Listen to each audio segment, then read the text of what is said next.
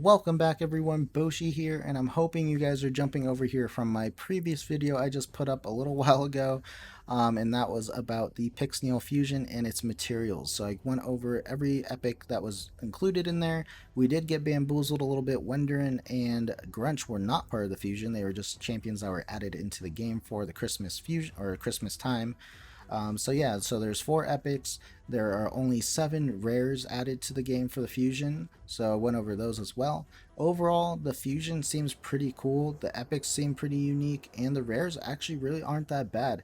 I would definitely keep an eye out for Dagger. I believe she was a Bannerlord rare, Void. Had a decreased attack and defense in it. So yeah, I would definitely check out that video if you haven't. I would definitely appreciate it if you did. I'll add the card up at the top of this video. In this video though, we're going to go over some of the champions that were not really mentioned being added into the game. There's some champions that snuck in, so I thought I would separate it because that video I did on the fusion was pretty long and didn't want to make it even longer. So let's go ahead and jump into the added champions that were not really talked about, and then yeah, we'll get a first reaction to those kits, and then that's about it. So let's go ahead and jump into it. So Sacred Order, we got a guy that was apparently rumored to be in Battle Pass 2, which just never happened, and that is Inquisitor Shamael. So he is attack-based Sacred Order champion. Decent stats, 101 speed, not bad. But yeah, let's go into his kit. So it's A1, Wreak Revenge. Attack one enemy has a 75% chance if booked of decreasing the duration of a random buff on the target by 1 turn. Kind of an underwhelming ability. Not a big fan of that one. Counterattacks with this skill each time an enemy places a debuff on an ally. That's kind of cool. I'm curious to know if that's each time, meaning for each debuff placed, or if that means if the enemy does an AoE debuff, it's only going to counterattack once because they only placed it 1 time. And then these counterattacks will only deal 50% of the normal damage and cannot be critical. Makes sense. Obviously, you don't want him counterattacking and hitting extremely hard. Just as a balance perspective issue. So I could see this being kind of cool in PvP though. Honestly, decreasing shield buffs and stuff like that, or speed buffs, and then counterattacking every time you get a debuff because you guaranteed are going to get debuffs. He is an attack-based champion though, so not sure if he'll survive, but not bad stats. So A2, Cow the Horrors. Attack one enemy 3 times, will ignore 25% of the target's defense, and then we'll ignore a further 25% of the target's defense for each buff on this champion. Yeah, this is definitely calling to me for PvP. Then places a True Fear debuff on all enemies for 1 turn if this attack kills an enemy. Yeah, so honestly, 3 buffs, and he's ignoring 100% of the target's defense, hitting him 3 times, and if he kills it, means you're placing a True Fear on all other enemies. This to me is very PvP. Now, I could definitely see this being used in Doom Tower on waves that are harder to get through, especially if you're manualing. You can set this Cow the Horrors up to kill an enemy to get that True Fear. True Fear is a very, very big debuff that can turn the tides of anything, even in PvE. So, a very cool effect. Now, on auto, not sure how often this will happen, but on manual, manual and PvE, I don't know how often this will happen. PvP, like auto, definitely could easily happen if you have the right setup. So pretty cool, very unique. Let's just say that. And then you have his passive. Each critical hit this champion's turn meter, each critical hit fills this champion's turn meter by 7.5%. Whenever an ally receives a fear or a true fear debuff, this skill will instantly remove the debuff and fill the ally's turn meter by 15%. Once again, very PvP if you're going against like Harvest Jax or Madame Saris, Eminem. Very big right there, just in general. Also, what calls to mind is faction crypts against that boss that applies fear on you, or true fear. So yeah, very cool passive, very niche passive though. And then you have an accuracy in Doom Tower by 60 for his aura. So unless they're gonna add a fear boss later on, or I mean some waves probably are based upon fear. Sorry guys. So I think he has his places. Definitely have to try him out though. to get how he feels. So next champion we'll go through is, we kind of already talked about Yakarl in a previous video. Just wanted to show him. He looks pretty dang cool, especially with this winter aesthetic. So yeah, very cool. The other one is Haarken Greatblade. So she is a Void Epic attack-based barbarian. So decent stats, decent attack. Her defense is kind of low, speed is semi-low. But yeah, A1, attack one enemy, places an extra hit if this is critical. Obviously 100% crit, and you're going to get 2 attacks on her A1, which is kind of nice. A2, Fearsome's Iron Slab. Attack one enemy, has a 100% chance if booked of placing a 25% weaken debuff on the target for 2 turns before attacking. So that's always nice. Bringing a weaken to the fight, which is cool. It is a 4-turn cooldown though, and you can't reduce it. So that's kind of but not bad. A3, Infectious Panic. So attacks one enemy, applies a debuff spread effect. So if I recall, the only person with a debuff spread, from what I remember, is Vizier, the legendary, so that's cool. Taking 2 random debuffs from the target and placing them on all enemies also extends the duration of those debuffs by 2 turns. Will not extend the duration of debuffs on the initial target. So this is kind of cool. So if you can do like a drop defense AoE or something like that, or not even an AoE, like for example, she places this weaken, and then she uses her Infectious Panic, she can spread the weaken and make it like a 4-turn duration for everyone else. So that's kind of cool. Very unique kit. Could drop this down to 4 turns. Yeah, not bad. I'm not a big fan of attack one enemy all ability champions, but the debuff spread kind of makes up for that part. But yeah. And then ally attack in Doom Towers by 32%. I'm curious as to like all these Doom Tower, because I think all the Doom Tower abilities I've seen so far are all ally attack. For the most part, I did see I think a resist in my previous video, so not bad, but you know, cool addition to the Void epics. Next we have Grunch, which was, we kind of went over in Ogre, but I'll show you his model. Looks pretty cool in my opinion. Looks like the buff Grinch, to be honest. So he's pretty cool.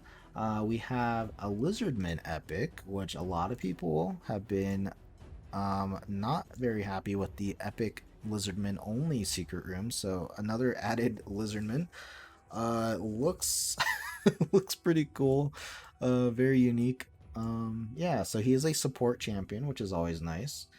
Decent defense, decent speed. Has 15 base accuracy once he's ascended and everything. So A1, Feathered Staff. Attack one enemy 2 times. Each hit has a 30% chance after booking, placing a 5% poison debuff.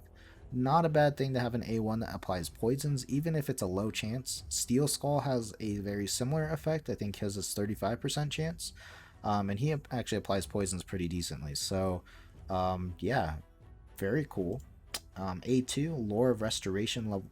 Attack one enemy, heals all allies by 10% of their max HP, and then heals each ally by an extra 2.5% for each debuff on the target. And you can drop this down to 3 turns and up the heal by 10%. So heal all allies for 20% of their max HP, which is kind of nice, and then heals them additionally by an extra, I don't know if this heal percentage is going to be applying here, so another 12.5% for each debuff. If it does, which from reading it, it sounds like it, that's actually pretty huge, especially like if he's one of the last people to attack. You can have like 4 or 5 debuffs up, or probably like 3 or 4 debuffs, so definitely not bad. Very unique. Kind of reminds me of Vrask, where he attacks and then heals. But yeah, the 4-turn or 3-turn cooldown is not bad either. So A3, Weight of Aeons, or Aeons. Places a 50% decrease attack debuff on all enemies for 2 turns. Already a big fan. Also has a 100% chance, if booked, of decreasing each enemy's turn meter by 20%. Places a 30% decreased crit rate debuff on target for 2 turns if they have 50% or more turn meter after the turn meter decrease.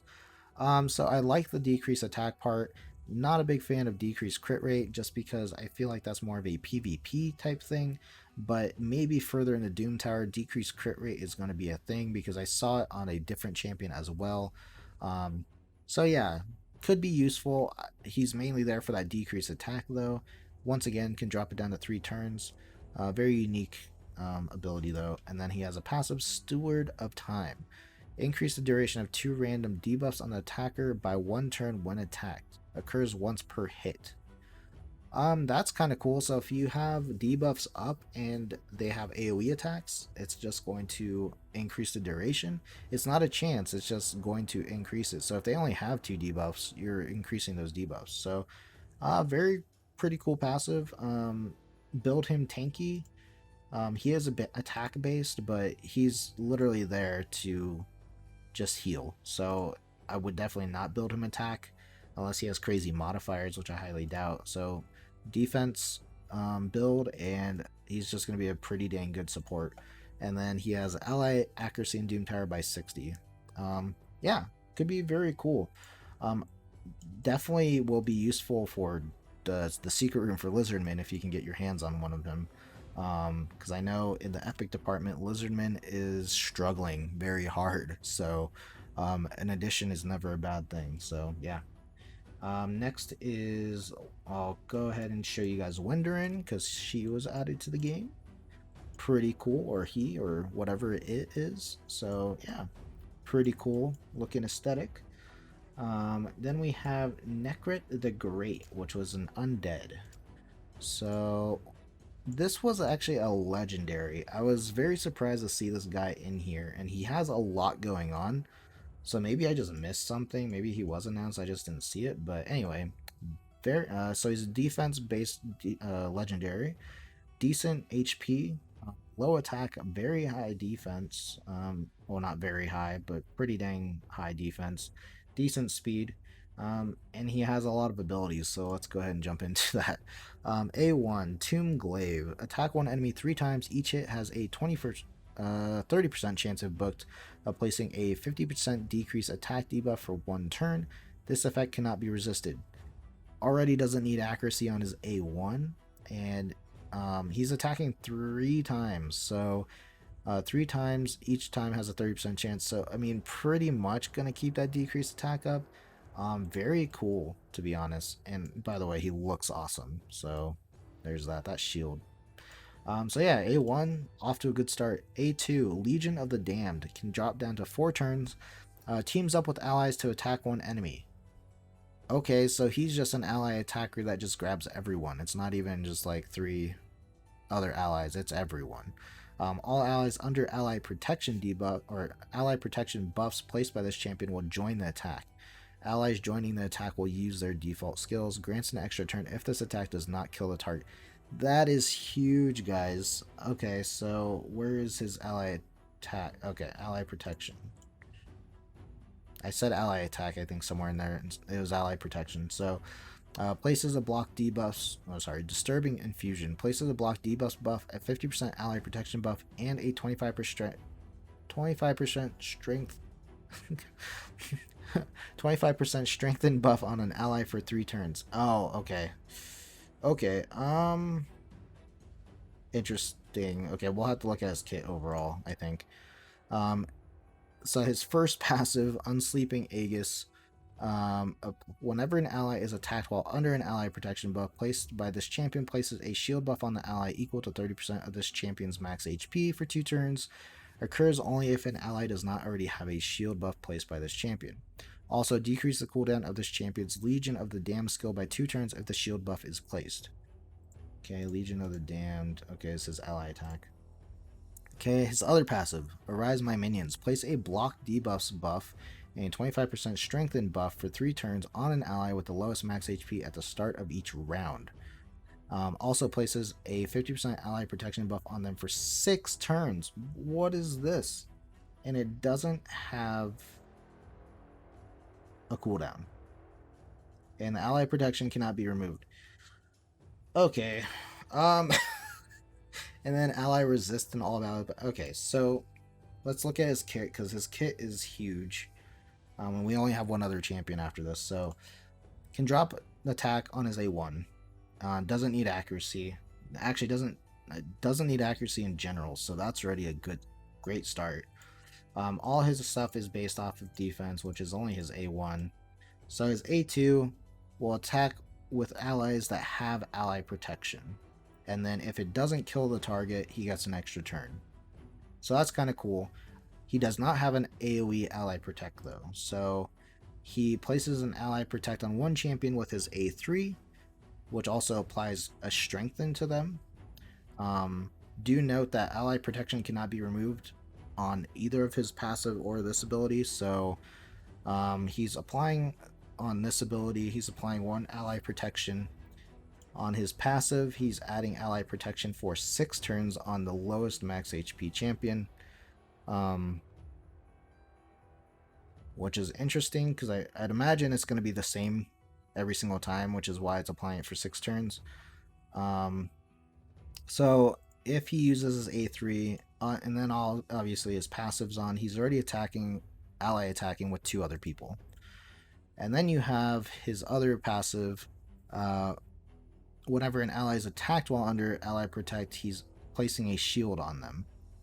And then also decreases the cooldown of this champion's Legion of Damn skill by 2 turns if the shield buff is placed. Oh.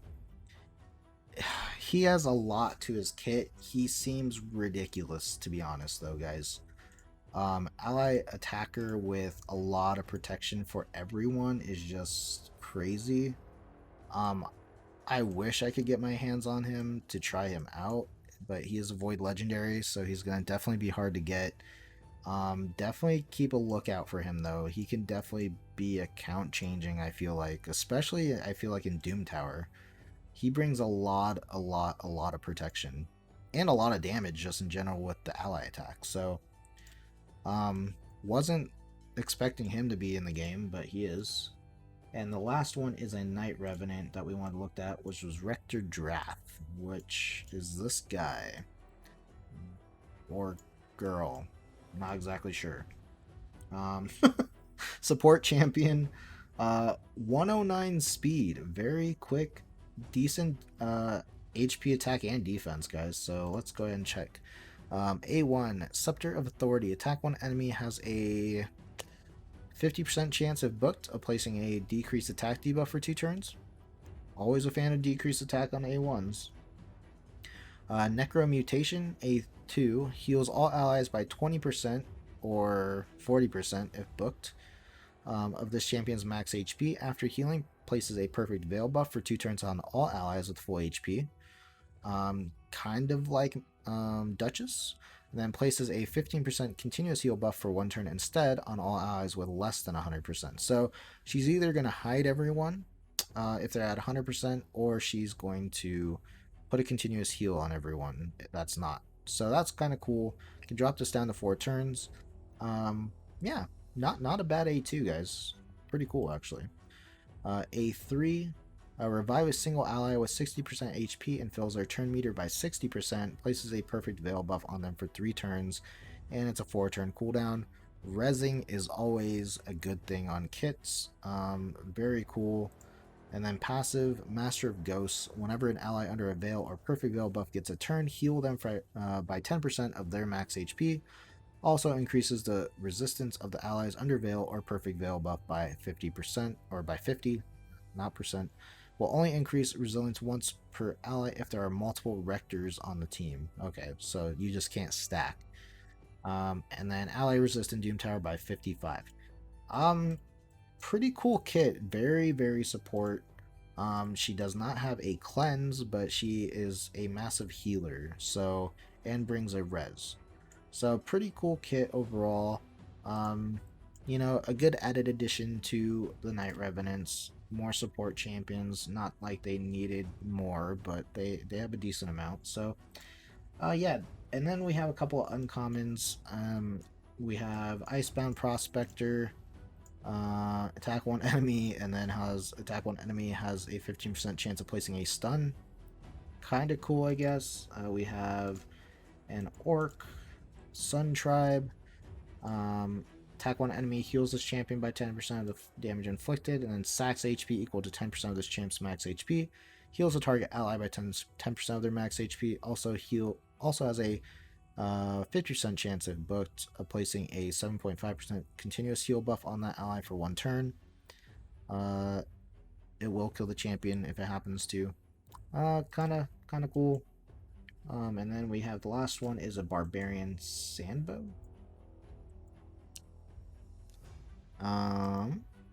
Attack one enemy and then attack one enemy 2 times. Each hit has a chance of placing a 15% weaken. So yeah, you know, if uncommon rooms become a thing in Doom Tower, definitely look out for those. Those can possibly be okay, but nothing crazy. They are uncommons. But yeah, overall, wanted to go through those real quick. A lot of new champions added to the game today. So definitely be looking out for that. Definitely make sure that you are checking out the schedule for the fusion though. Make sure you're planning accordingly. As you can see, I kind of went crazy and I already have all of my food and everything ready. So I'm just waiting for those tournaments and everything to happen. I think some of them actually just started a little bit ago. So yeah, I'm definitely going to get on that. But let me know what you guys think of all the champions being added. If it's a good thing, a bad thing. Them adding these epics are definitely not a bad thing, and half of them being pretty much void champions. So I think they knew that people are kind of running out of voids, or everyone was aiming for void legendaries. But now we have some more epics that we can actually earn that we might not feel bad about getting some duplicates. So yeah. But anyways, let me know down below what you think of all the champions, what you think of the fusion event, and I will see you guys in my next video. See ya.